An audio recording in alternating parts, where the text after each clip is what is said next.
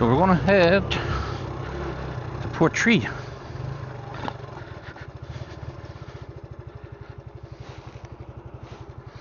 And we'll see how the roads are.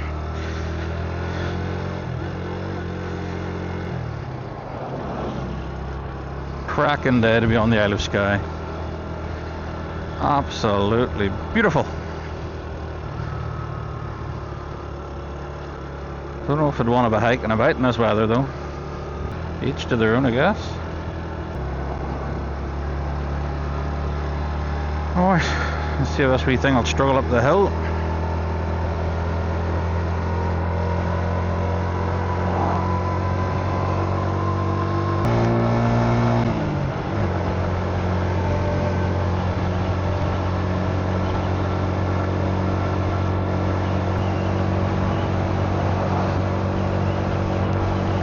This island is stunning when the weather's nice. I mean, it's even picturesque in a different sense when it's misty and cloudy and gives you that dark setting. But I much prefer a nice clear sunny day. But with that brings tourism, which the island thrives on, obviously. But as a resident, there's a few negatives that come with that. The roads are busier, you're stuck behind camper vans a lot, people on the wrong side of the road, they don't understand the rules of the road. But you can't help but be happy on a day like this. Finish work early, you get to just go enjoy the views that everybody else pays a fortune to come see. So you gotta be grateful in that sense. But I suppose it's still early enough in the year that it's not even with tourism. There'll be tour buses coming up, there'll be cruise ships coming in. Portree is a small enough town the best of times, but a great place to come, especially motorbikes as well. Plenty of tours come up here on the bikes, come up for a weekend camping, or they take a detour off the NC 500.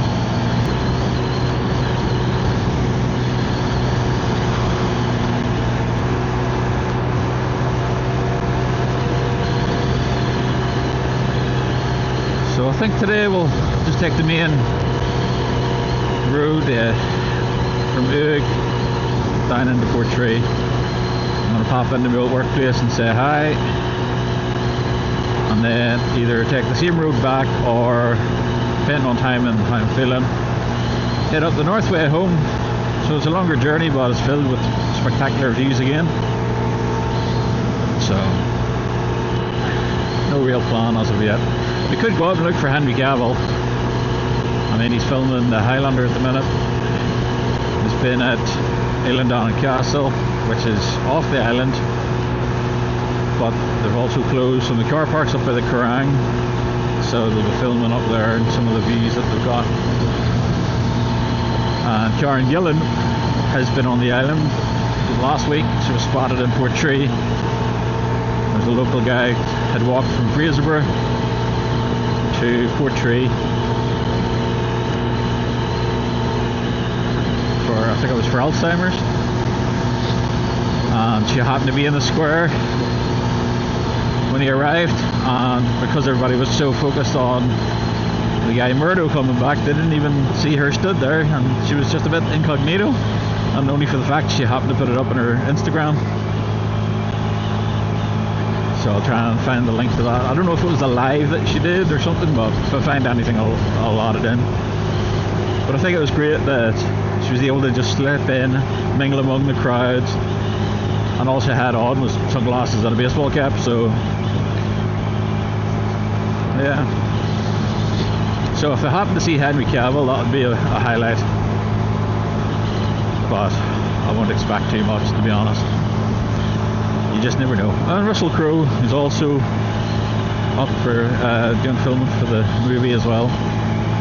He was spotted going into a shop, I believe it was Fort William. Can't remember exactly. So there you go. The island is very, very popular for tourists off the back of films that have been shot here. Obviously, on the way to Skye, you've got the famous James Bond scene that people like to come and recreate. You've also had Stardust. Never actually seen the movie, but I think there was filming done here. I'm sure there's been others, but I don't know them all. Anyway.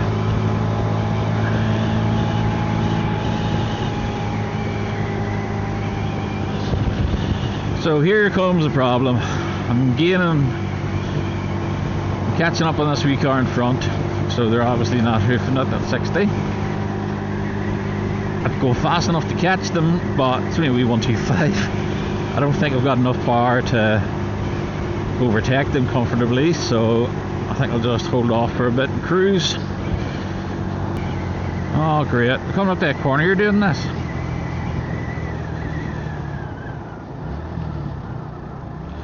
See what happens, man. I'm too slow, dude. I'm just too slow.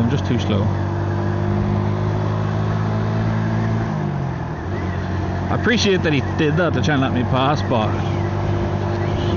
I'm just not quick enough.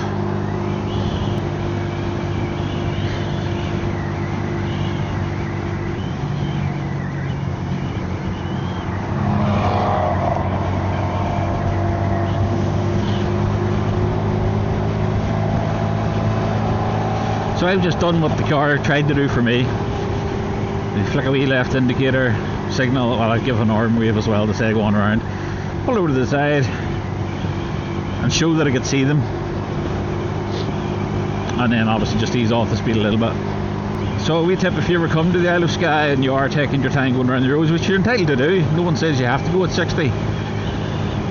But if you're just aware of what's around you, often what you'll get is people sit at 40 and there'll be a queue behind them and they don't help facilitate an overtake. Pull into the lay-bys, let them pass. Or if you're on single track roads and there's somebody behind you, pull into the passing place and let them go around you. My pet peeve will be, they'll sit at 40 doing the windies, fair enough, you don't know what's coming, you don't know the roads, you're going to take it safe. You build up a few cars behind you, the locals trying to get somewhere, do something, they know the roads, they get frustrated. And then it opens up to a straight, and instead of maintaining the 40, you think you're going to help putting the foot down, you get a bit of speed, all you're doing is keeping the cars behind you. Whereas if you maintain your 40, they can overtake you on that straight and get away, and you're free to just continue cruising at your own leisure. But everyone's going to have their own opinions on how to drive on these roads. So the plan for this year is to get out and explore the island, get out more on my bike. There's so much that I've not got to see of the island just from everyday life, working, well, mainly working, or in the summer it's too busy. So then when the winter comes, everybody clears off, and rightly so, because the weather's crap. Then we don't want to go do too much. Who wants to go enjoy ferry pools and beaches and stuff when it's cold, wet and miserable? So this year, make a conscious effort to get out and about on the bike, explore the island, build up my experience on the bike, and hopefully get through and do the full bike test, and then maybe upgrade to a slightly bigger bike. I'm not going to go crazy and jump up to 1000cc from a 125, but I think somewhere around 300-400 for another year or two, then maybe up to 650 depending on what bike I see and can afford. And then maybe in time, who knows, could go up to something bigger, but I just need something that's enough to get me about comfortably, get me up hills, because this little thing is fine on flats and downhill, but as soon as I get an uphill, it struggles.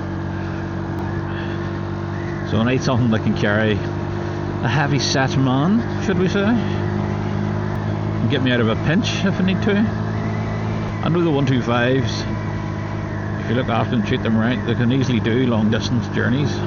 So it's not to say I couldn't do it on this, but if I wanted to go further afield, I'd rather something a bit more sustainable.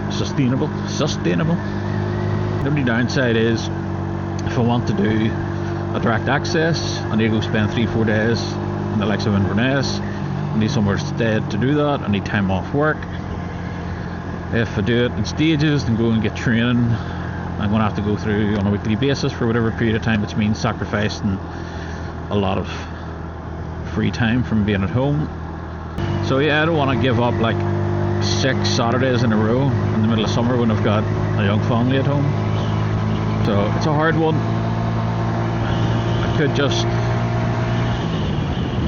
get training on a small bike, go through for a little bit of training on the big bike just to get used to the big bike, and then do the test. So that may have to be the way of doing it.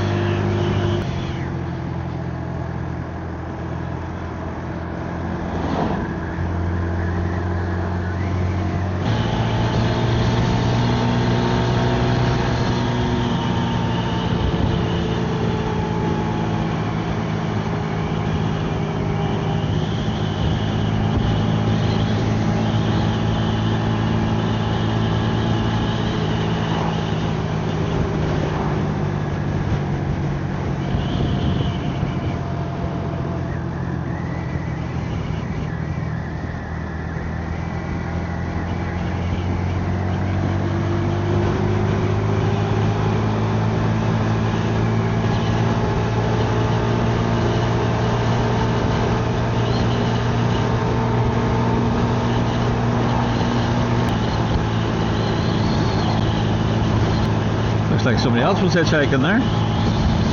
It's a sketchy bit of road to be hitchhiking. I mean, there is a bus that will frequently go up and down this road. It'll take you the main road up to Uig. There's another one goes up further around the top and back into Portree. Now they don't come every 15 minutes like you'd get in the city, but I think I passed 2 buses on this road out. So they could easily get a bus. They're not going to be that expensive. I know you're probably saving as many pennies as you can, but some things you just want to invest in, and a safe passage along those roads is one. Is this guy going to see me? Is he going to see me? Yeah, he's seen me.